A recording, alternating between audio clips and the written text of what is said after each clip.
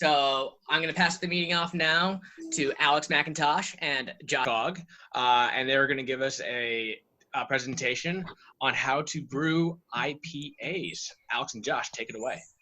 Okay, so mainly, me and Josh have gotten a lot of questions in the past, months and a year about, well, how do you make a good IPA? Like, what's your technique? How do you do this? How do you do that? So this is the perfect opportunity to put together like kind of a quick how-to guide to make a better IPA. And again, IPAs are so divisive, and there's different ways for doing it. There's no right way. This is just the way that works for me and that works for Josh. This is kind of our way. I'll talk about how I do it. Josh talks about, maybe some differences he has in his technique to how he does it. And I hope that y'all will also chime in to talk about how you do it. This is much less a formal presentation, a much more kind of a roundtable discussion to how to make a better IPA. I think it's also a discussion, Alex, that it's not just throw a bunch of hops at a beer and you get an IPA. Exactly. There's definitely some technique in there. Exactly, most certainly.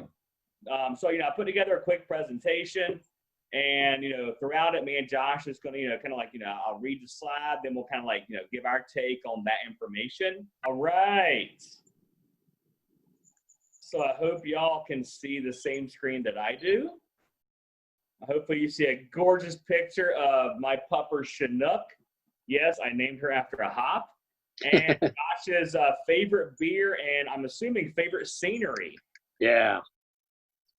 All right, well, here we go. Here's Brewing Better IPAs. So, again, history of hops has been beaten for so many years in various books and articles. So this is a quick version. But, hops were mainly discovered, we don't really know, but there is archaeological evidence from France and Switzerland. Again, not England, not Germany, but France and Switzerland suggesting hop cultivation as early as the 6th to 9th centuries. And then at least written references exist from 1150 regarding the preservative qualities of hops. So as early as almost a millennia ago, they're talking about these preservative qualities of these hops. Well, what about hops and beer? Well, we know that the first hop beer in England was probably imported from the Flanders area in mid-1300s. And the reason we say mid-1300s is because the first recorded mention was noted in 1391. Well, there's going to be a few year lag time between the first recorded mention versus when it really happened. And then throughout the 1700s, 1800s, the IPA was described as a moderately strong golden ale, aged for a little while, but mainly and most importantly, brewed in the fall after harvest. Why is that important? Well, we know that hops are available after harvest in the fall, late summer, early fall kind of thing. So, makes sense. And next, yes. So, I was reading the Mitch Steele IPA book, and he had this picture in the IPA book, which is amazing because as you see at the bottom, it says, wood carving of Eleanor Ruman, famous alewife of England in 1624. Well, if you read Mitch Steele's IPA book, that whole section, he posts this picture. He has no reference to this whatsoever. So he literally just showed this picture with no reference or any sort of context whatsoever. So, of course, I had to look it up and see what the context was for this. Like, that's not an alewife. That is straight up the witch that ate Hansel and Gretel. Let's be straight up. Looks like a monkey from the Wizard of Oz. Alewife witches?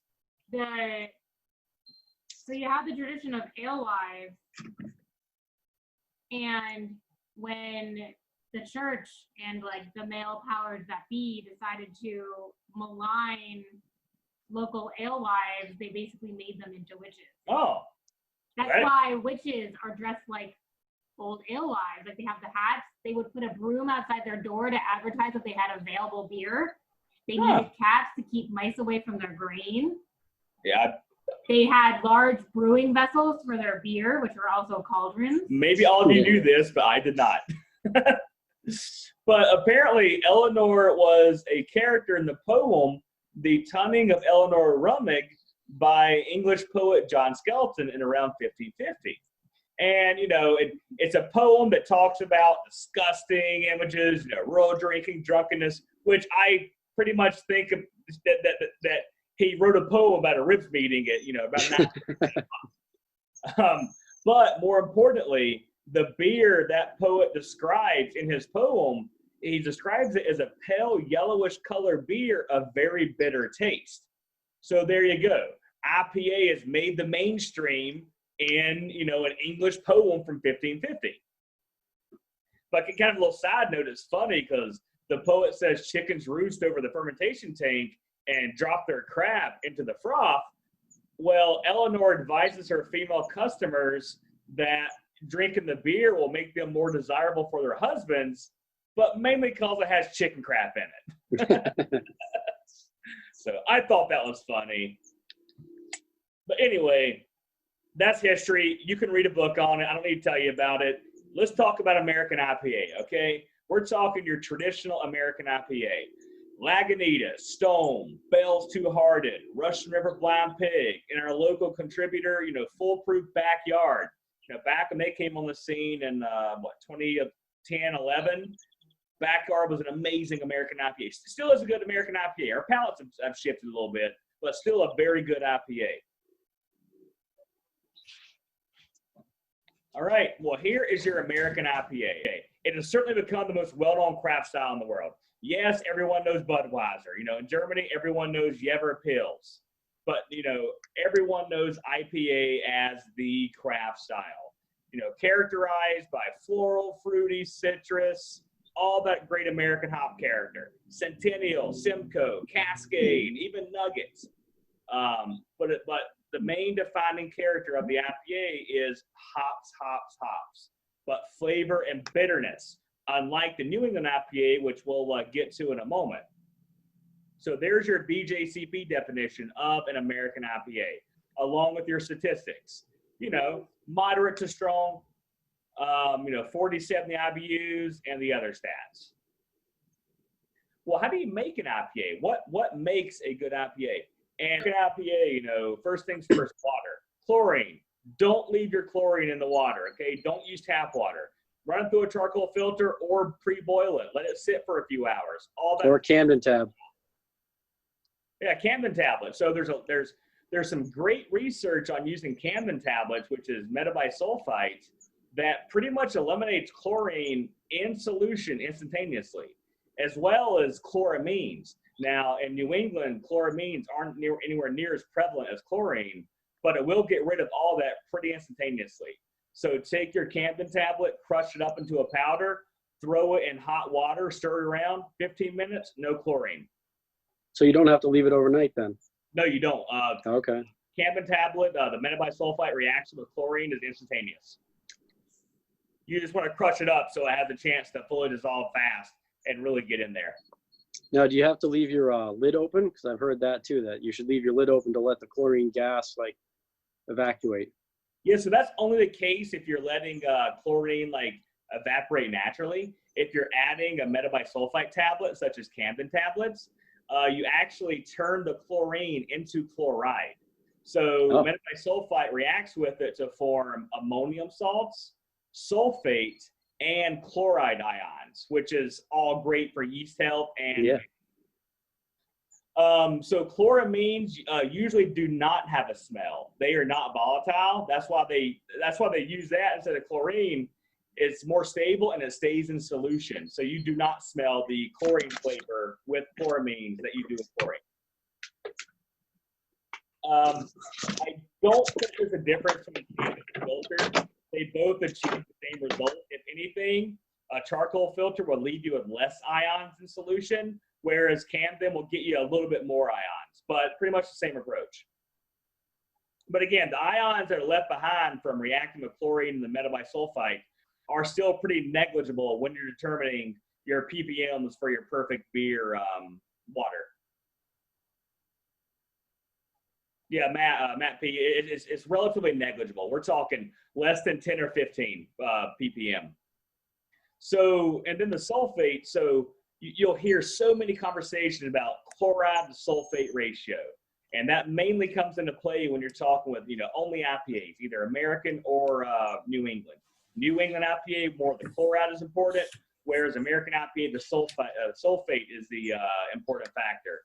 And with an American IPA, high levels of sulfate will enhance that hot bitterness. It'll also add a perception of crispness. It'll give you that like mouth-quenching dryness. It's like you drink it and, that tastes good. But you don't want to exceed 400 ppm because you can lead to hydrogen sulfide and sulfur dioxide. And if you have to add sulfate, we're all going to use calcium sulfate, gypsum.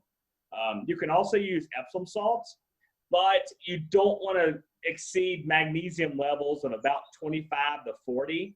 Otherwise, you end up getting the runs. Hey, Alex, I found that with the sulfates, even above like 200, 250, you start to get that kind of minerality coming through. Yeah. 400 I've never hit that high, but that's definitely. I know there's a level. famous Brewing Network dude, Tasty McDole. I'm sure a lot of y'all are familiar with him. Yeah. He swears by his IPA recipe using 350 ppm of sulfates. I've done it once. It resulted in a tasty West Coast style, but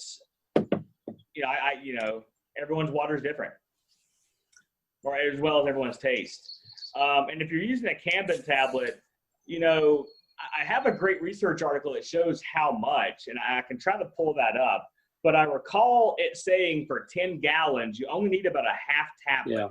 Yeah, I think it's 1 tablet per 20 gallons. Yeah. Yep.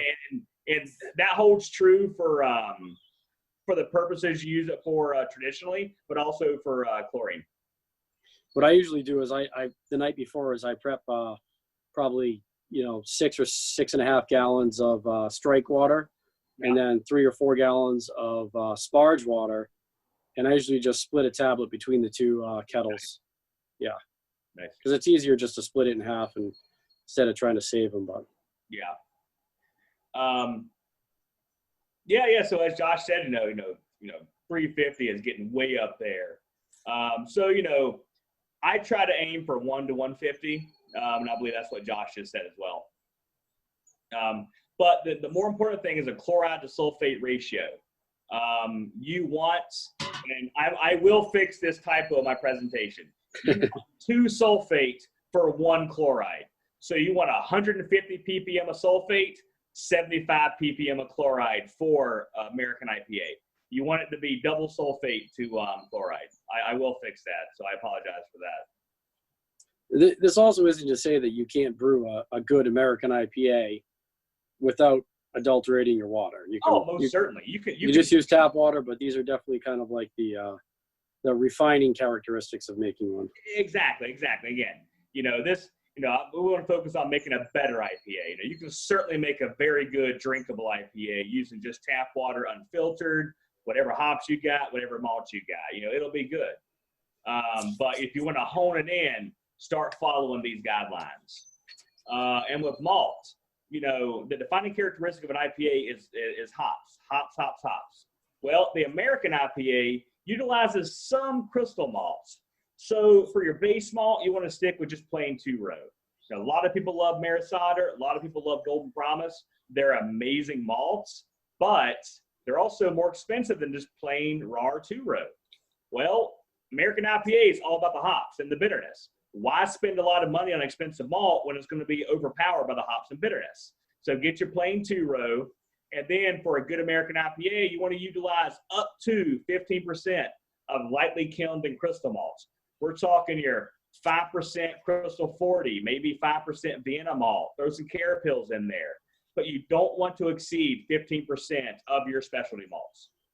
Yeah, it seems like a lot of the old school ones too really went up even to like Crystal 60, like Sierra Nevada, Harpoon. They use some of those to get that just a slightly more toasted caramel note in there. Yeah, totally. And a lot of these popular old school IPAs like Blind Pig, like Harpoon, have that kind of slightly reddish color to it. And a lot of that comes from them using 5 to 7% of like Crystal 40 or Crystal 60 to get that good, amber reddish color. Also, to answer a question from our chat saying, does it matter how high the sulfates and chlorides are? So it does. Regardless of your ratio, you don't want to exceed 400 ppm of chloride sulfate ratio, or a chloride sulfate ppm. Don't exceed 400 or maybe 500 at the high end, because you will start getting a mineral taste in your beer. And that's on either of them, not the total. Yeah. Of them together, yeah. Then for the low end of the spectrum, there really isn't one, at least not that I'm aware of. If you want to make a American IPA with 10 ppm sulfate and 5 ppm chloride, I'm sure it will not have the same effect as 200 to 100. It'll probably be pretty flat, kind of like a Pilsner, like a Pilsner or Kel or something. Yeah. Because it's only 10 ppm. Like our flavor thresholds are only so much, are only so low. So, so with your malt, don't detract from the hop character. American IPA is all about the hops.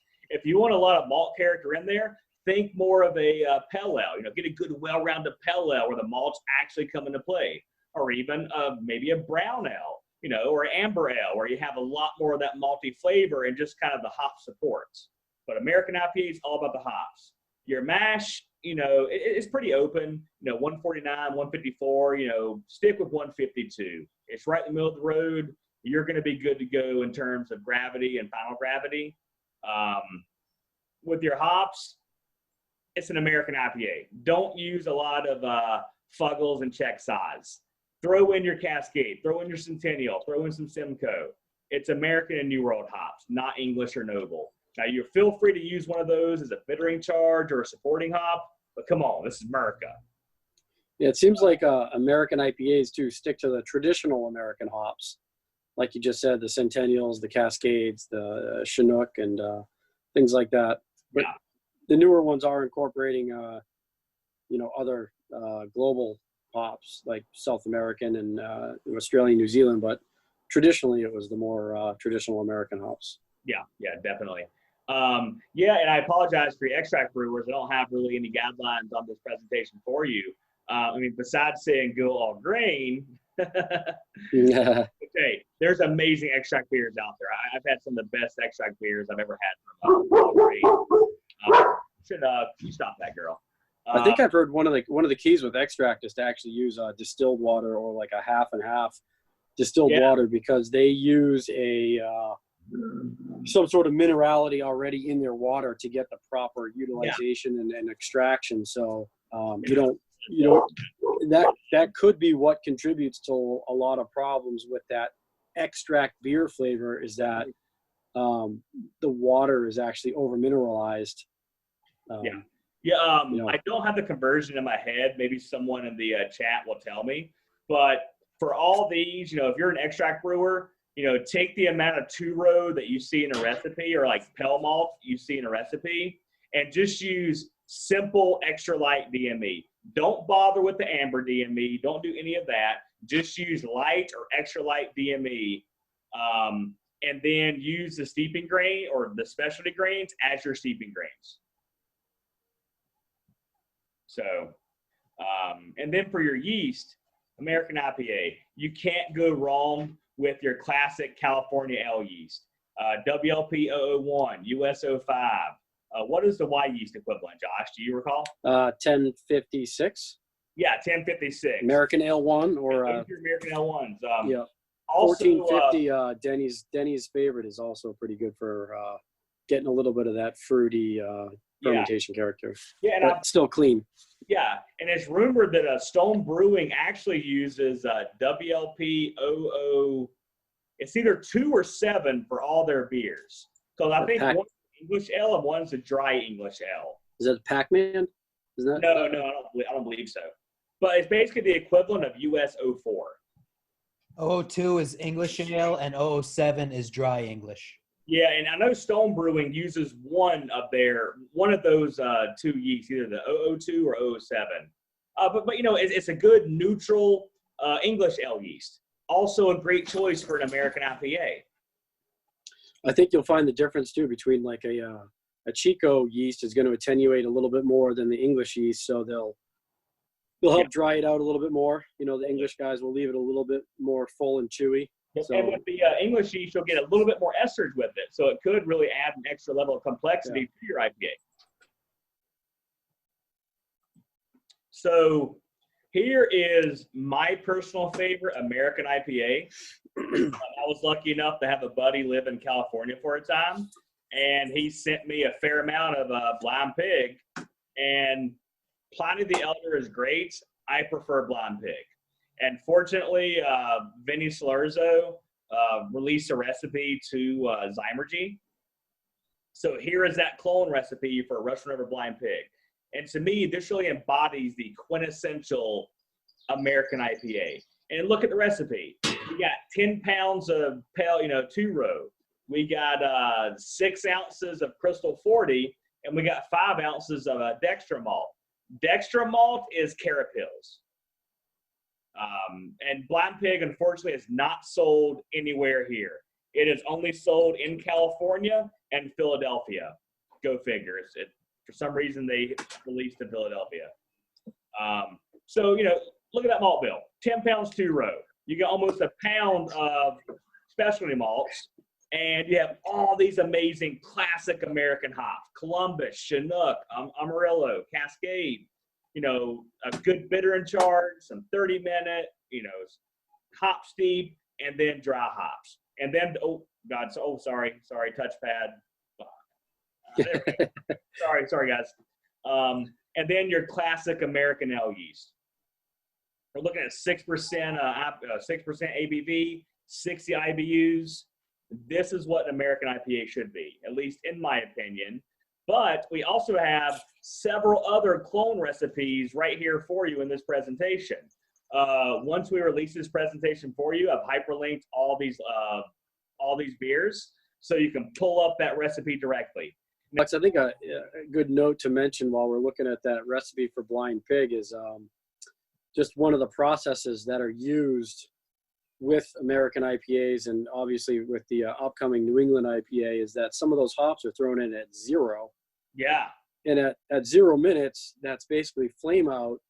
And sometimes they're thrown in and they're held at that higher temperature. Sometimes the wort is chilled and then the hops are thrown in. But I think we'll probably get into a lot more detail of that particular technique when we start talking about the New England IPAs. Yeah, we will, and that's probably one of the biggest changes with home brewing between a classic American IPA and then a New England IPA is how they utilize that flame out addition. In the old days of American IPA, we'd say, well, that's your flame out addition. When your timer hits 0, you throw those 0-minute hops in. Then you put your chiller in, then you start chilling. And that was it. So realistically, they're steeping at high temp for like 15 minutes, right? Right. Yeah, the Blind Pig really illustrates that classic hopping technique of one at the beginning, one at the middle, like 90-30, and then one at the end, whether it's 5 minutes or 0. Totally. Then you chill and you're done. And they dry hop. That's also a pretty common technique with both. But what was really started with the American IPA, that dry hopping. Actually, this recipe, if you see at the end, it says dry hop for 10 days, which in nowadays of New England IPAs, you're not dry hopping for 10 days unless you're splitting up your dry hop charges for a biotransformation and then one right before packaging, which we'll get into in a moment. But there's no double or triple dry hop addition. There's no DDH in Blind Pig. It's just throw your hops in there and leave it for a few days. Pretty classic hopping technique. Exactly. And that's how most of these American IPA recipes that we posted, they have that same classic technique that we all learned to brew with. Or at least, how people brewing in the, late 90s and 2000s learned to brew IPAs with. So now we get our New England IPAs. And thanks to Scott Mendez for throwing a couple of his pictures of orange juice up here for us. Certainly got, the Treehouse repping, which that's his home brew, not Treehouse. He just used a Treehouse glass. But certainly looks delicious.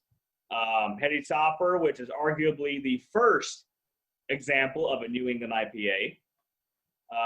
Trillium and Southern Brewing Company representing, Creature Comforts, their amazing take on a hazy New England style. So the BJCP defines a NEPA, as an American IPA with intense fruit flavors and aromas. Very soft body, smooth mouthfeel, very hazy, much less bitterness than a traditional IPA, but still being hop forward. So again, not bitter, but more hops somehow. Well, how do you get more hops not being bitter? Well, the New England IPA did it. So much hop flavor, but they emphasize late hopping. There is no 90-minute. There is no 60-minute. It's all late hopping and, more importantly, dry hopping, especially with these new, these new world hops are calling them. Mosaic, Galaxy, Vic Secret, these super juicy hops. Well, what is our definition of a NEPA? Well, it has no bitter bite, but huge hop flavor and aroma. Very smooth, almost sweet. A lot of NEPAs kind of tend to be sweet, at least in my opinion. Very full body. So to me, I think of a traditional American IPA. No crystal malts, no kiln malts. Add a ton of wheat and or oats, and then double all your hop additions. Don't do any hops before 15 minutes. What do you think, Josh? Is that pretty accurate? Yeah, definitely accurate. Sometimes not even any hops before you turn the flame off, Pretty much, yeah. It's all flame out, dry hop, going for that aroma and dry hop note. And amazingly, that's where you get a lot of that hop flavor too. Yeah. You don't have to throw them in at 30 to get that flavor. Yeah. And again, these vital statistics are from the BJCP. So, and that ABV should end at 9.5. But, I like a good triple New England IPA. Yeah. I believe that's what Mike's drinking right now from Long Live, like a 9.5% New England. Just a note on the BJCP is this was, it's included in the 2015 guidelines, but it was only recognized last year as an official category 35A. Yep. Or no, 21 B7. Yeah, 21B7, yeah. Yeah, I created 35A and the other Yes, you did. two years ago for the USAC. That's right. So. All right, well, how do you brew a better New England IPA? Well, let's start with water. Chlorine, as I said, no chlorine, no tap water. I know a lot of brewers use tap water because it tastes good. That kind of comes from the old school Sam Adams tour mentality. If the water tastes good, your beer will taste good. Well, it will taste good. Just get rid of your chlorine, okay? Don't have it. And also a side note, chlorine and chloride are not the same. Chlorine is two of those chlorides combining to form a molecule, a diatomic molecule of chlorine. Chloride is the anion. It's the salt. So chlorine and chloride are not the same. They're very different. Chlorine's going to make your beer taste like Band-Aids. That's correct, yeah, right? Yeah. Sorry. Kind of. God. Sorry. Yeah. So if you have chlorine in your water when it ferments, yeast will actually take that chlorine and metabolize it into chlorophenols. And that's what gives you the heavy Band-Aid, like processed iron blood taste. Adhesive. Yeah, I know a few times, Josh, when we were judging and whatnot, you smell a beer and immediately you're like, yeah, they did not use filtered water, or they did not filter their water. Right. Like it becomes, you can smell it right away. Also calcium. So, as I said earlier, stabilizes enzymes, lowers the mash pH, and enhances beer clarity. Now, a lot of people don't want beer clarity for New England IPA, which is understandable. But the haze you get from oxalate is not a good haze. That's a bad thing. You want at least 25 ppm to precipitate those oxalates out of that beer. Or you actually precipitate it out during the boil. So even before the yeast goes in, even before you get all that dry hop haze. So the calcium really plays a large part in actually the boil and hop utilization and hot break and cold break and all those kind of factors. Yeah. It all encompasses the stability role. It plays a big part in stability. And then you have your chloride. Chloride's kind of the yang to sulfate's yin. It's the opposite. Chloride enhances the fullness and perceived sweetness. Sulfate kind of enhances the perceived dryness. So that they really are opposites. So a New England IPA, you don't want that bitterness. You don't really want that crispness. You want that super juicy hot flavor. You want that fullness, full body, smooth mouthfeel. So you want to use a lot more chloride in this as opposed to an American IPA.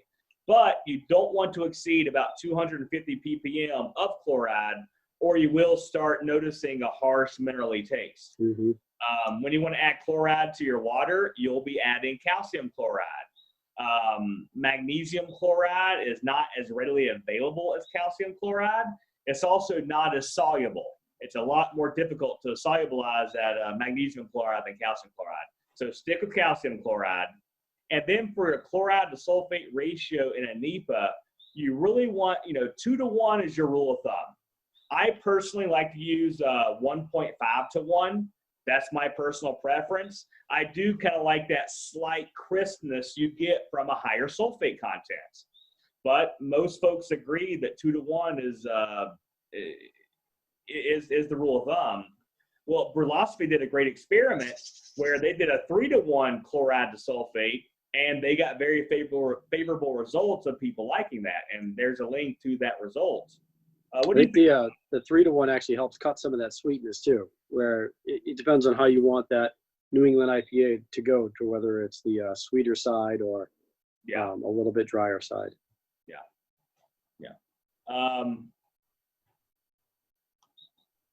So a question was posed about what I think about clear NEPAs. I think we all remember the haze craze back in 3-4 years ago, or even 2 years ago. People are adding flour to their kettle. They were trying to get this hazy look. Well, that's people that only care about appearance and not taste. If you want to have a clear New England IPA, then have at it. I care about taste. I do not care about, does it look juicy, does it look orange juice or not. But some people do. It's all personal preference. I think if you're going to enter into a competition, a clear NEPA is not going to win.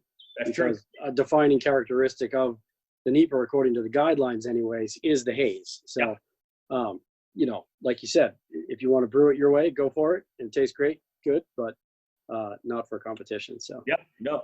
And that's my thought on it. A NEPA, I don't care about clarity, but when it comes to something like a Kolsch or a German Pilsner, if it's not crystal clear, I'm not going to like it. And I know that I'm being a hypocrite saying that, but that's just how I am. It probably won't taste right anyway. So yeah. Next up in our NEPA is malt. So, like an American IPA, you want the hops to really be the star. You don't really care about your malts, but you do, because you have to have that full body and that that somewhat sweetness and smoothness. So a lot of people, neutral base malt still best, but a lot of great brewers swear by these higher protein, fuller bodied base malts, such as Maris Otter and Golden Promise. I believe Scott, a great IPA brewer in the club, swears by either Maris Otter or Golden Promise. Hopefully he'll correct me in the chat. A lot of people do. I still stick with raw 2-row or Pilsner malt. What about you, Josh? I was Golden Promise for a long time, and then I switched over to raw. And I've used some other 2-rows like Great Western Malt and Breeze, and I think raw is the better 2-row out of those. But I still have a place for the Golden Promise too, because I brewed some good beers with it. So yeah. But I've never used Maris Otter in a New England IPA. It's never been my choice. Yeah, I have a couple, not that it can't be done, but yeah, I have a couple of times. I really didn't get a significant difference between me using raw or standard Pilsner. I'm with Mike G. I usually use a 50-50 mixture of raw 2-row and Pilsner. I know that they're both kind of cheaper, simple malts. I do think that 50-50 raw Pilsner adds an extra level of complexity. And I've done well in competitions with that mixture. And then Scott says that he does a 50-50 raw Golden Promise. So there's really something to be said about splitting up your base malt to kind of add that extra level of complexity, because when you break it down, the malt crisp for a NEPA should only be base malt and adjunct. Adjunct meaning your high protein wheat or oats. That's really all you need for a good NEPA. You don't need any crystal malt. You don't need any Vienna. You don't need any Munich. Throw in base malt. Throw in your wheat and or oats. And a lot of, rule of thumb's about 25% of your 25% of your adjuncts. A lot of folks go up to 30, even higher percent. Yeah, this goes kind of against the traditional mantra of 80% base malt, but totally. It does. It's not a problem. We've all done it plenty of times, and it works really well. Yeah. I've recently done 25 or right about 30%. It came out great. I know a lot of you folks listening to this right now do a very high amount. And this is, of course, if you're doing all grain, because yes, these malts do have to get mashed. The flaked adjuncts have to get mashed. So unfortunately, I personally cannot speak to making a better NEPA via extract brewing. I have no experience with it, and I can't give any good advice on that. Yeah, same here, Alex. Yeah. But if you are going to use these high amounts of your high protein, flaked adjuncts, go with rice hulls. There's really no amount to add. Just throw in 2 big handfuls, about a half pound or so. I go about a half pound too. Yep. Because that will help you with your sparge. Lactose, that is a point of contention. Some people say you have to have lactose to get that perfect full body. Some say, what the heck are you talking about? You are a sadist. Hey, if you like it, have at it. I've had NEPAs with lactose. They taste delicious. I've had NEPAs without lactose. They taste delicious. But at the end of the day, it's all about the hops, okay? Don't detract from the hop character. I have a bad tendency to throw in, 2 to 5% honey malt in all of my beers. A recent beer I made actually put up the 7% honey malt for some silly reason, and it didn't really taste like a NEPA. I was drinking it earlier. It had much more of a American IPA flavor to it. Still tastes great, but it doesn't taste like a NEPA because I taste that kind of pseudo caramel honey malt flavor in it. Yeah, honey malt was kind of like an up in the air whether it had to be part of a NEPA or not. Probably in the past year or two, it was one of those malts of discussion. I've always found the honey malt to be more of like a melanoidin malt, and it has that, like you said, like that kind of caramelly, cooked malt flavor to it. And I agree that it doesn't need to be in there, but. Yeah, I still like to add it, about 3-4% in most of my beers. I think the next NEPA I make, I might just kind of throw in a hearty pinch. But real scientific, like. Yeah, exactly. I've always perceived honey malt as almost more of a Carapils flavor. Oh, yeah. There was some great research by Charles Bamforth at UC Davis, the big beer professor guru, that talked about crystal, and pretty much no matter what crystal malt you're using, they all have the same effect on head retention that Carapils is supposed to have. Because everyone talks about Carapils. Oh, you add Carapils to increase your body, to get a little bit better head retention. Well, now he's saying that that's kind of with all crystal malts. You get that increase in perceived body as well as extra head retention. So a little sidetrack, but worth noting.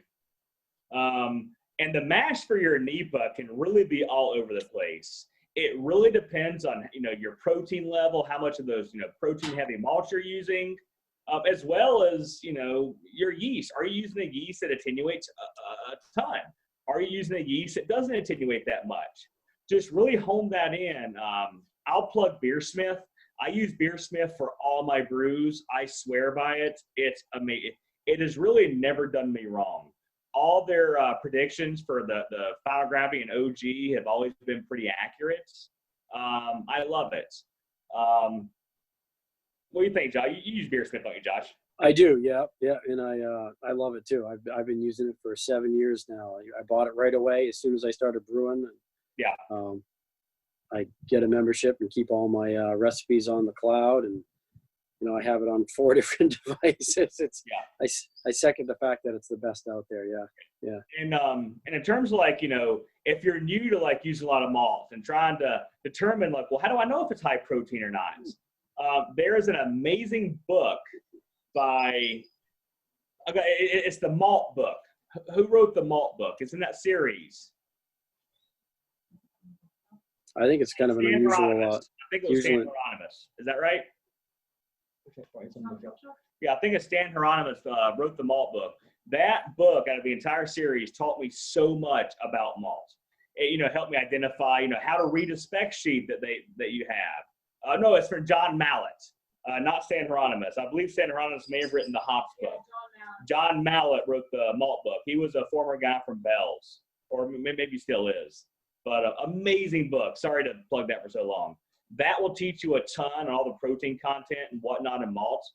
But also, just do a quick Google search, or even Beersmith has kind of their standard makeup of you type in a specialty malt, you pull it up, they'll have a standard makeup.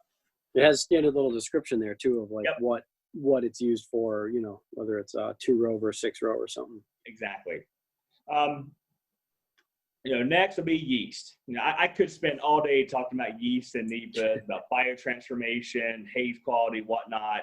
We don't need to, okay? There's so much debate on what makes a good NEPA, what yeast makes a good NEPA. At the end of the day, you want a yeast that will produce favorable esters, and all those choices include, probably the most popular is the Y yeast 1318, the London L3. That's by far the most referenced for all these clone recipes and whatnot, as well as your Cononel, your Vermont strains, that's responsible for heady topper. I love the Bootleg Bio NEPA blend. I made my best IPAs from that. I know a few people in the club love the Imperial Juice. What's your favorite, Josh? I use Juice a lot, which is actually the 1318 strain, and that's what I was using a lot. But I got to say, I think with the New England IPA yeast, you're kind of looking for that lower attenuation, a little bit higher finishing gravity, like 1018, maybe 1020 even. And for some reason, I don't know if it's like the all grain versus extract or something, but the 1318 and the Juice always seem to over attenuate. Like I always feel like I'm like 4 points lower than what I really want to be. And I feel like it makes these NEPAs a little bit drier. I mean, maybe, I typically mash in the lower 50s, so maybe that's part of it. Should be really mashing like in the higher 50s with those strains. But that's something that you kind of have to figure out with your system and playing with your attenuation and your mash efficiencies is how that each particular yeast kind of winds up at that final product. Yeah, that's actually a great topic for debate too, Josh, because I use the NEPA blend a lot when I'm making like a true NEPA, and my NEPA, I'm usually brewing about a 7.5% anticipated ABV New England IPA, and I'll get that final gravity down to 1009, 1010, which is relatively dry on the dry. That's dry, yeah, that's low, yeah. But I haven't, drinking these beers, they haven't really came across as dry. They're not perceived that way, yeah. Mouthfeel. So I'm sure that has a lot to do with the chloride I added, all the malted oats and flaked wheat that I use. So yeah. The final gravity isn't everything. I think that's it could be the yeast too, because I've noticed that with Voyager, the Imperial yeast Voyager is their what do you call it there? The Norwegian stuff. I can't think of it. The Kvike strain. It's a mix of Kvike strains, and I found that it really gives that final beer. Like my pale ale I used came down to like 1008, and it was still full bodied and creamy. So I think the yeast strain combined with how you mash and everything that you do really affects that final product, how it feels, how it tastes, the malt feel, kind of consistency of it. So yeah. And speaking of yeast, in the past year, especially last summer, there was a ton of hype of the Kvik yeast and the Kvik strain making amazing NEPAs when fermented at 90 degrees. Yeah. I can't speak on that, but I know a few people in our club can.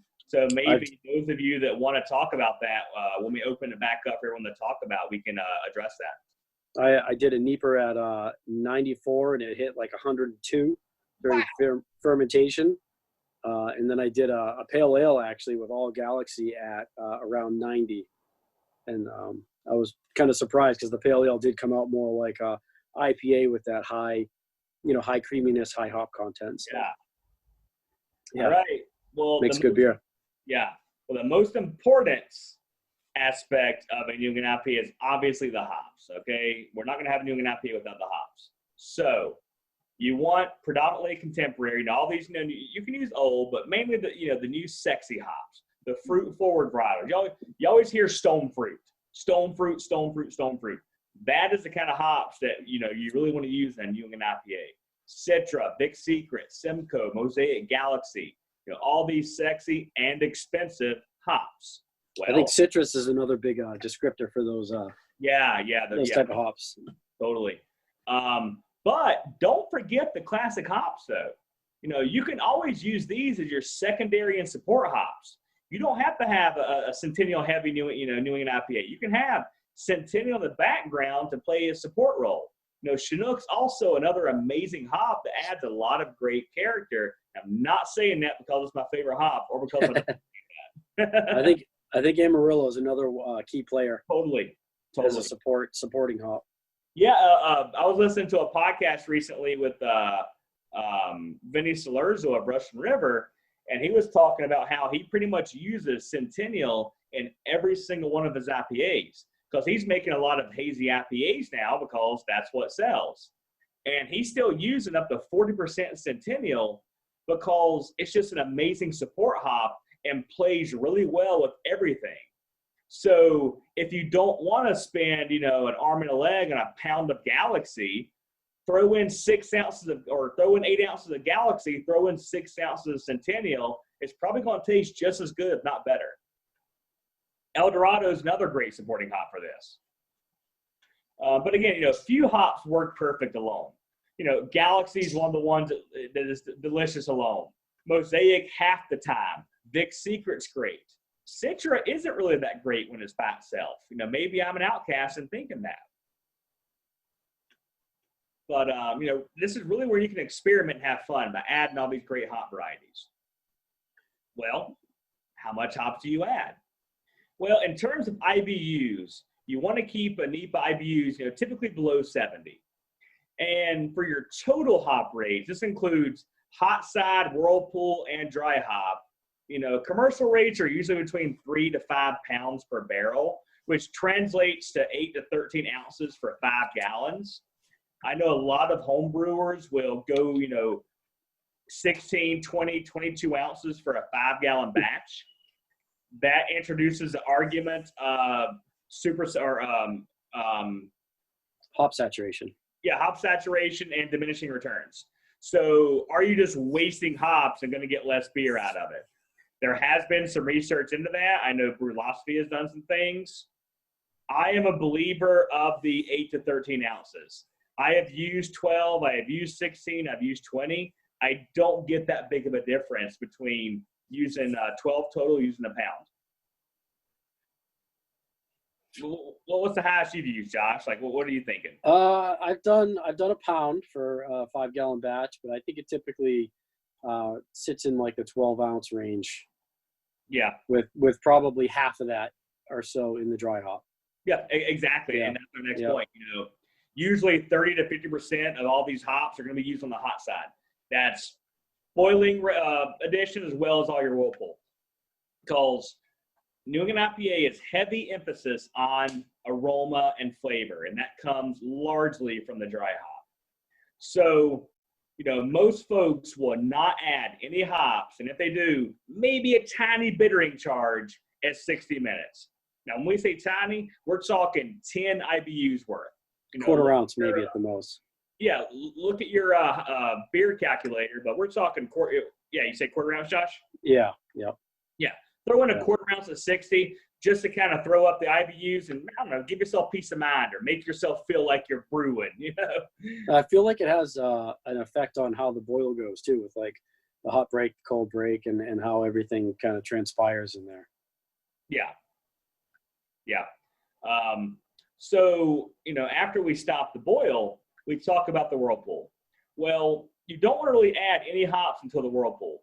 And you ideally want to utilize multiple whirlpool additions, not just one huge charge at flame out.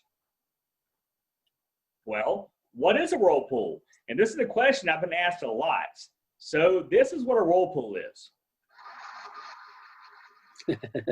You got water coming out the bottom, and it's getting pumped back in through another hole in your brew kettle, and you are spinning the wort. Now it's just water, but you're physically making a whirlpool inside your kettle. Okay, and thank you, Ryan Durgan, for providing that video. So that's what a whirlpool is. Well, why do you use a whirlpool? Well, it was traditionally used to separate the pellets and the trub from the wort after boil. Now, you get a whirlpool, everything's going to settle in the middle.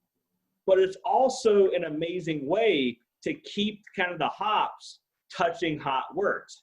If you have the wort constantly spinning around the hops, you're going to have more surface area contact, more contact time. Does that make sense? Well, I can't hear you if you say it does, so I hope it does. So you want to add these hops to the whirlpool. Now, it's all about contact time. You got that wort moving. Give it that contact time. Oh, also, you can do whirlpool multiple ways. You don't have to have a nice pump setup like Ryan does. You can get one of those paddle attachments on your drill and just put it in there to start that whirlpool. It's all about just making that stirring motion. You can occasionally go stir it every 5 minutes with a big spatula. That's why That's how I started too. Was before I had pumps and stuff, was just taking my metal spoon and giving it a good stir for 30 seconds and then letting it spin for a bit and then doing it again 10 minutes later. Yeah. It's all about keeping those hops in suspension to increase that contact time. Because the more contact the hops have with the wort, the more of those amazing oils you're going to extract from the plant matter. And that's one thing to note, which I'm not getting into the science of hops. There's an amazing book by Scott Janish that talks about that. But all of these amazing hop oils are not soluble, or they're not soluble in water. They have a very low solubility rate in water. That's why you have to boil them. That's why you have to heat them. That's why you really want this high contact time.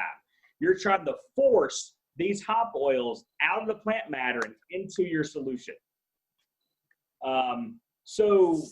Adding these hops to the whirlpool is all about the temperature. Above 175 degrees, the alpha acids in the hops will isomerize. Now, you're going to add that bitterness. We were all taught that one of the reasons you boil beer or boil wort is to isomerize those alpha acids. That gives you those IBUs. That gives you that good bitterness. Well, that happens above 175 degrees. Below that, you don't isomerize, but you still keep on extracting those amazing hop oils since it's heated. Well, a great way to make a perfect New England IPA is to add half your hops to the whirlpool above 175 degrees. So there's your half your whirlpool addition right there. As soon as you turn that flame off, throw in half your whirlpool hops and start stirring that wort.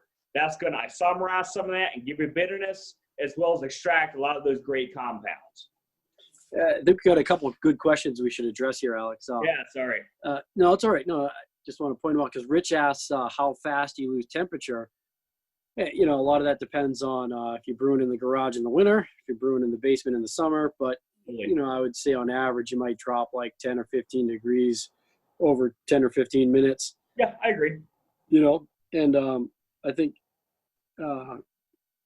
you can kind of gauge that and just wait until you hit your next temperature to throw your next round of hops in if you don't have an exact time period. Absolutely. And then Ed has a good note too about hot side aeration. If you're dipping your spoon in there and cranking away and creating bubbles and stuff, and so the hot side aeration myth has mostly been busted. It has, yeah. Since this wort is a very high temperature, and at high temperatures, gases, move faster and don't want to be in solution, it's near impossible for oxygen to go into your solution and stay in. I think it's any oxygen that's going to be introduced by you throwing your spoon down there or making a little froth by stirring it up when it's still hot is going to immediately be expelled, well before it has a chance to react with any of these compounds that can lead to stelling. Right. I think it's a bigger problem too for like Anheuser-Busch, where they got a tube coming into a 300 barrel fermenter at 50 feet in the air or something, and it's really churning up. And it's also a big deal for these guys that are Lodo brewing the low dissolved oxygen. They take a lot of care, whether it's a myth or not. It's just kind of like a mentality that has stemmed up, and people really focus on absolutely zero oxygen introduction. It's really interesting, and when we all finish, when we finish the presentation, I might want Scott to chime in, because I think I could be wrong, but I think he's experimenting with some Lodo brewing. But Lodo brewing, gained some popularity last year, maybe 18 months ago. But I personally haven't really heard much about Lodo brewing on the hot side. I believe pretty much everyone is adopted that method for the cold side and fermentation. Yeah. But the hot side, it really doesn't give you anything. No, I agree. I don't think it makes a difference at all, but people focus on it. Yeah, all this oxidation, you have oxygen in solution. It depends on what it reacts with, on a chemical, on a molecular level. What is the oxygen going to react with before it can escape the solution? Well, at hot temperatures, it's going to escape. It's not going to have time to react with anything. Yeah. I don't think you see commercial breweries doing that either on the hot side. No, not to the extent that some of the home brewers are trying. I think it's just one of those mentalities of I have to have a 90% efficiency brew house at my home. It's one of those goals that people just want to do, and it's cool. If you want to do it, do it. If you don't, you want a home brewing to be fun, you just make it fun. So again, half your hops over 175, and during that whirlpool, at flame out, your temperature will decrease. If it's cold outside, as Josh said, and maybe you're doing a smaller batch, say 3, 4, 5 gallons, and you got a big kettle, it can certainly cool below 175 before that 30 minutes is done. If that's the case, as soon as that, temperature hits, 170-ish, regardless of the time that's passed, throw in your second charge. Because the reason that 175 temp is so important, above that, you're isomerizing. So you're taking a lot of those great oils and chemically changing them to something else. Below 175, those oils are staying the same. And you're not volatilizing off a lot of that is volatile at higher temperatures. So you're keeping those volatile aromatics in solution. That's why you want to split that whirlpool up. Above 170, below 170.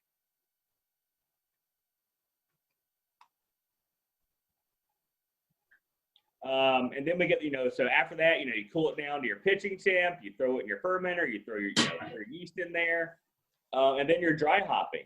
So, ranges, rates range, 1 to 2.5 pounds per barrel, which equates, 2.5, 6.5 ounces for 5 gallons. I know a lot of us go a lot higher than that. This is just what a lot of the pros say.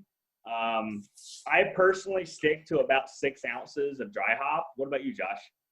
Yeah, I'm about 6. Occasionally I've done 8, but 4 to 6 is probably average, especially after I think Brewlosophy actually did a experiment on it, and I forget the particular episode, but they referenced some research. I think it's Wolf. I think it's the he gave a thesis on hops. Yeah, on and the hop saturation point, which they determined was I think it's about 8 ounces. No, it's about 6 ounces. It's 8 grams per gallon. No, 8 grams per liter. 8 grams per liter or something like that. We should link it to the I have that thesis saved. I'll put it in the links before I send it. Yeah. But that I'll tell you, that changed my whole kind of mentality about how I dry hop. Yeah, I've always had that in the back of my mind, but I just threw all the hops in there because that's what all the cool kids are doing. And then I'm with you, Josh. I read that article and I'm like, wow, this makes so much sense. when you're making coffee, there's obviously a saturation point. It's got to be a point, yeah. There's a saturation point. Why would hops be any different? So, a lot of people will stagger the hop additions. We talk about biotransformation. So when you dry hop, when fermentation is still active, but maybe starting to slow down a little bit. 2 reasons the add hops when fermentation is still active. 1, mechanical action. As we talked about, it's all about contact time of wort or beer at this point and hops, okay? Mechanical action and fermentation will help hops stay in suspension. You got all the bubbles. That's going to help push those hop particles up and help them have more contact time with the beer. But also, you have biotransformation, which is still a lot of research needs to be done.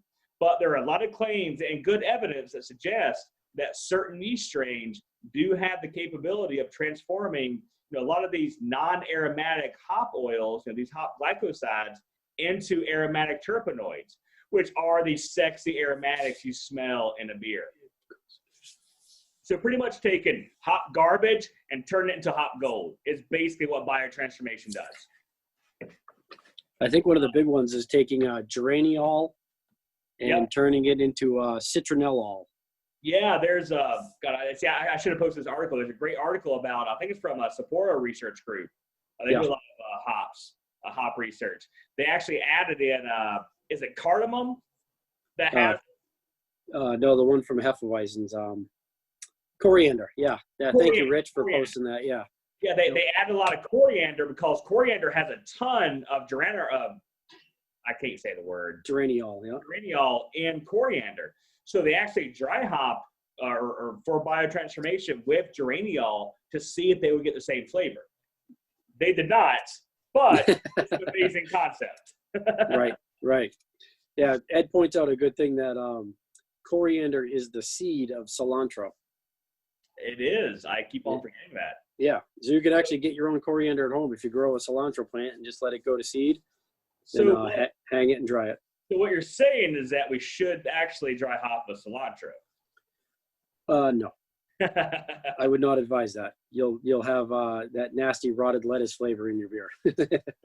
Yeah. So with your dry hops, if you want to follow the true New England style, do half your dry hops when fermentation is slowing down, so you get that good mechanical action and maybe that biotransformation, and then use your other half of dry hops 1 to 2 days before packaging. You want to be really fresh, really fresh tasting. And actually, for those of us that keg, a lot of folks will keg their beer and then add their second half of dry hops into their keg in a nice a Muslim bag or one of those dry hop containers. Yeah, this is a good time to point out the difference between New England IPA dry hopping and American IPA dry hopping, where like the Russian River Cologne, the Russian River beer, the Blind Pig, dry hop for 10 days, where we're talking about biotransformation hopping maybe being thrown in like 24 to 48 hours into fermentation, and then another half 1 to 2 days before packaging. These beers typically are done fermenting in 7 days. So your first dry hop that you add in might dry hop for 5 days, and your second dry hop might only dry hop for a couple days. Yeah. So the contact time is much less, but you add a lot more, and you get that fresher, fruitier, hoppier flavor. Yeah, totally. I agree. Nothing, last but not least, and brewing a great NEPA, which we've alluded to for a few times, you have to avoid oxygen. Absolutely. Your beers in the fermentation vessel, you have to take as much care as you can to not introduce any additional oxygen when you're dry hopping, packaging, etc. Still, give your yeast some oxygen. If you're brewing a good double or triple IPA and you want to make that yeast healthy, throw a little oxygen wand in there to get that yeast. But in terms of, once you're ready to dry hop and stuff, keep it oxygen free. Yeah. Try to do a closed transfer if you can. That's probably the most important aspect of brewing your NEPA. Yeah, if you cold crash, take measures to avoid oxygen ingress by like the balloon lock. You can look that up on Brewlosophy. It's how to capture some CO2 and kind of create a closed chamber. Or if you are doing a blow-off tube, make sure you switch that over to a airlock so you don't suck anything back, suck any of your blow-off vessel back. And what I've been doing lately too, if I'm not using like a brew bucket or something, is and I use a carboy, is I take a carboy cap that either had a airlock in or a blow-off tube on, and I put the other little white plastic cap on both of the little tubes that come off of it. So you still might get some, oxygen ingress that way, but it avoids the most of it. Yeah. Yeah, totally. And so it was in the chat earlier, but here is this is the ribs yeast experiment NEPA recipe from back last summer when we did the Basic Brewing Radio podcast. It was an awesome beer. This is pretty much the exact recipe. It was slightly altered for my personal equipment, to get the right gravity and whatnot. But this is the recipe that we decided upon. Came out beautiful, and I use a NEPA blend. But here are all the specs and whatnot for this recipe. Also, the Basic Brewing Radio podcast episode that featured Scott and myself is hyperlinked at the top. So, as someone alluded to, if you want to hear a terrible Southern accent with your sexy Boston accent, go for it. But yeah. So, going off what we talked about, we got 70% two-row, we got 24% flaked oats, and we got 6% honey malt. Yeah, it's a little high. I know. It worked out well, though. Yeah, those were good beers. Yeah, they were great. They were all really good beers, yeah. Yeah, I believe the favorites of the folks that do Basic Brewing Radio were the NEPA blend, juice, and there was another dry yeast. I want to say it was either 04 or 05 that was, or it was a Kavik yeast. Oh, there were so many. Listen to the episode yourself. You'll figure it out, okay? I don't need to tell you about it. Also, here's a lot of amazing recipes that Josh found for these sexy New England style IPAs. They're all hyperlinked in the presentation, so you'll be able to get those when Mike makes this public. And here's all the resources I use for this presentation. I'm going to add a couple more in there with the articles that Josh and I alluded to. I swear by Brew Water. I do all of my water chemistry editions by their spreadsheet they have. Yeah. You got the Brewlosophy sulfate to chloride experiments. You had the book by Mitch Steele, the IPA book. And then you had the book by Scott Janish, the new IPA, which is heavy science, but amazing. And then obviously Beersmith, me and Josh both swear by it. You also have a ton of classic double IPA clone recipes. A lot of those double IPA recipes are good old, classic American styles too. And then you have both American and NEPAs in there. Yeah, and then you have a great beer and brewing. Yeah, I think that's beer and brewing. Yeah, beer and brewing article about making a good New England style IPA. Yeah, I want to say something too about Brew and Water, because water chemistry can seem very intimidating to people. It was to me for a long time, but Brew and Water has a very convenient, it's like maybe 3 pages long, a water knowledge section on both the website and in the spreadsheet that you can download. And it really simplifies the understanding of brewing water, the chemistry, the different ions and ingredients and salts that you have to consider. And the spreadsheet's super easy to use. I mean, it's basically just like little dials that you move up and down by typing in different numbers, and it gets you your numbers to what you want them to be. So, and I'm a water chemistry geek. I am hella happy to help out anyone that seems intimidated by Brew and Water, or they just have never used it. So please feel free to reach out to me, and I can come over with you. I can do it over Zoom or whatnot, but I'm happy to help out with any water chemistry or Brew and Water questions. And that's pretty much it. So thank y'all for listening. Yeah, thanks, guys. And there's Chinook. So I will now stop my screen share. Yeah, and take questions from any of y'all. So I know that this presentation was mostly on American IPA and NEPA. But that being said, there's that other IPA that has little segments of time where it's really popular, and I wish it was more popular, the black IPA. How much of this like water chemistry and the same approach goes into to that, or is that like its own animal? You don't really, they're related only because of their hop levels. Both. So Josh and I originally had the idea to cover every IPA, and as I was making the presentation, it just, it's going to take too long. There's so many different IPAs. There's what, 7 different specialty IPAs. So we made the judgment call to not cover every IPA. Black, brown, session, brew, etc. With the water question, it's still very important. If anything, it's more important with a black IPA because now you have all the roast character. So crystal, caramelized and roasted malts actually add a lot of acidity to your mash.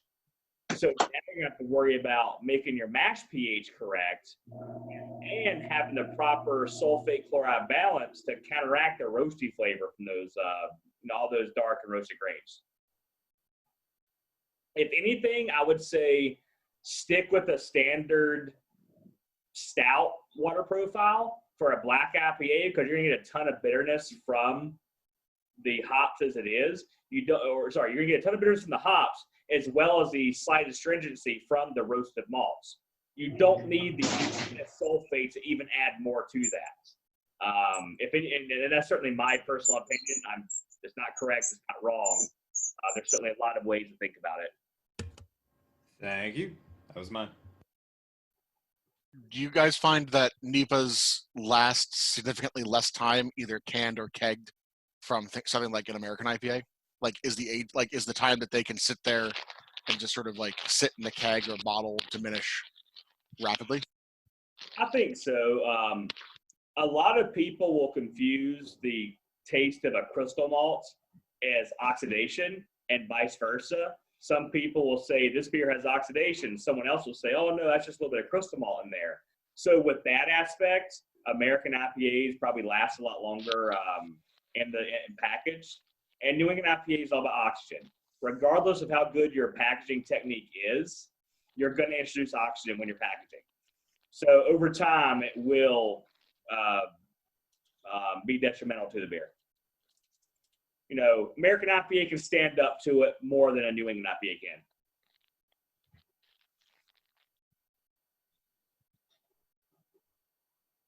Which I don't want to sound, I don't want to knock on any technique because we're all home brewers. Doesn't matter our technique. We're brewing. It's awesome. But, to kind of be a black sheep and say something really bad. Thanks, Mike. I don't think New England IPA will hold up well for bottle conditioning. I may be alone in saying that. Probably very alone in saying that. But that's my personal opinion. I don't know. It's interesting because bottle conditioning is supposed to absorb the oxygen. It's supposed to, but it can only absorb so much oxygen. Right. And I would say bottle conditioning might be okay as long as you don't plan on drinking it 3 months down the line. If you know. Or no, we're talking about bottle conditioning where they have transferred from a carboy, open transfer into a bottle. Oh, yeah. And they did a traditional. Oh, yeah. Yeah, because you look at something like Maine Beer Company, and they bottle condition every beer, and they make some great IPAs. But then you look at a home brewer, and like when I made my last pail, I dumped it into a bottling bucket, stirred that son of a bitch up with some sugar. So I never heard that Maine Beer Company bottle conditioned. They bottle condition every beer. But they're not doing an open transfer of bottle condition like we all start out home brewing. They're doing closed transfer from bright tank or from their fermenter to the bright tank, then bright tank to this amazing CO2 purge bottle. Yeah. So it's very, very different from a home brewer bottle conditioning. Yeah, I think it's a good point when you do the carboy to bottling bucket to bottle or something like that. You'd have to go like SS Brew Tech bucket to keg with some sugar in it, and then use that to push the beer into each bottle if you're going to bottle condition Exactly. on a So, homebrew Alec- level. So it'd be much more like equipment and labor intensive kind of action if you wanted to do it that way. And, Patrick mentioned Maine Beer Company. Fred in the chat just mentioned Sierra Nevada. They Yeah. bottle condition a lot of their beers, but again, they're doing this closed transfer CO2 purge bottles. They're also doing a different type of beer, Yes. and I don't think all of their beers. Isn't it just pale ale that's bottle conditioned? I can't speak on that. Yeah, I couldn't definitely say on that, but I think Sierra was one of the classics that's been bottle conditioned. But after that, I think they've switched to traditional commercial brewing techniques. Yeah, but in practice, bottle conditioning will absorb oxygen. Or sorry, in theory, bottle conditioning will absorb oxygen. In practice, not the way home brewers traditionally do it. Yeah, and those oxygen absorbing caps, that's kind of bullshit too. It's not going to do that much for you. That's like the colorful fishing lures that catch more fishermen than they do fish. Any more questions? All right, here we go from Ron Durgan. Do you lager IPLs for a shorter time than a normal lager? Good I'm question. about to make my first IPL. From my reading up on it is no. You still lager it like a traditional, lager or Durham Pilsner or something, but you add your dry hops right before packaging. So you still keep everything oxygen free, but then you add your dry hops right before you package it, so that long lagering time doesn't have a detrimental effect to the dry hops.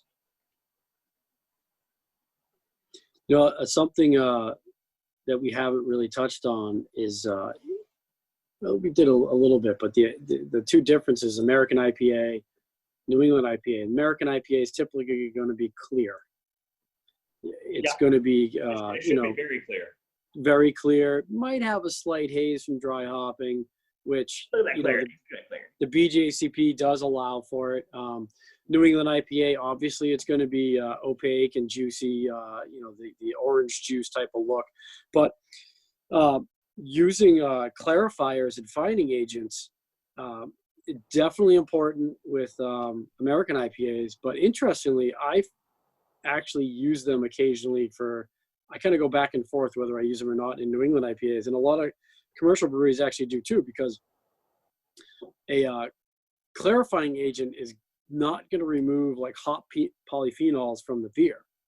No. It's going to remove like excess proteins. It's going to remove yeast haze and kind of some of that unwanted particulate.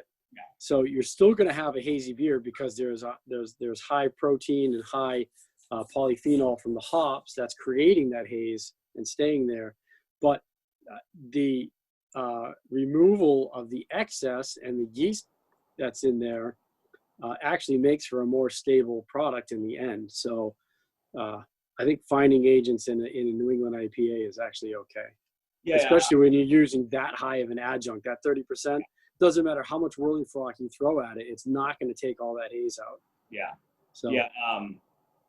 So going back to an IPL, Tim was asking about dry hopping and biotransformation in IPL. Personally, I don't believe in biotransformation. I put it on the presentation because a lot of people do. I am of the school of thought that biotransformation does not exist. But with an IPL, the lager yeast are usually not responsible for the possible biotransformation. And by the time you're lagering that beer, that yeast is already out of suspension and dormant. Now, if you wanted to add dry hops to an IPL, half the dry hops as they're fermenting, go for it. It may result in an amazing beer. Or you're going to have dry hops sitting in there for 4 weeks. I just don't know the answer to that one. So IPL, you dry hop before packaging? Yeah. Like not too soon before packaging. Yeah. Okay. Yeah. Yeah, so Patrick asked, do we find it frustrating or difficult to navigate beers with pale ales, not IPAs, ramping up them late hop additions and basically being baby NEPAs? Well, I mean, yeah, you can call something like a New England pale ale, but like at the end of the day, these breweries are just trying to make a NEPA that's lower alcohol. Like and that's a session beer argument that I can't really speak on. I think there's an interesting point to make here too, that if you look at like a traditional American pale ale, it's not a baby NEPA. It's like a dry, less hoppy American IPA. So there's breweries today though that are making these kind of New England pale ales, which really are more like a baby IPA than they are a traditional American pale ale. Like isn't Trillium Fort Point pale ale like 6.5%? Is pale ale like? Yeah, it doesn't drink dry and low ABV and like a traditional American pale ale. It's funny that Trillium Fort Point pale ale is around 6.8%, whereas and that's a pale ale. Whereas Russian River Blind Pig, arguably the best example of an American IPA, is 6.5%. Yeah, doesn't make any sense. Yeah. Yeah, pale ale should definitely be a lower ABV type of beer. Yeah, I've always thought a pale ale is like 4 to 5.5. Yeah. Pale ale, what's Sierra Nevada? 5.5? 5.2, I think. Yeah, perfect. That's pale ale. Pale ale should be 5%. IPA should be 7. Yeah, 6.5. Yeah. I want to feel it. So, if no one else has any questions, then thank you very much, Alex and Josh, for that wonderful presentation. Thank you very much. Cheers, guys. Yeah, that was a good Cheers, one. Alex. So, if no one else has any questions, then thank you very much, Alex and Josh, for that wonderful presentation. Thank you very Cheers, much. guys. Yeah, that was a good Cheers, one. Alex.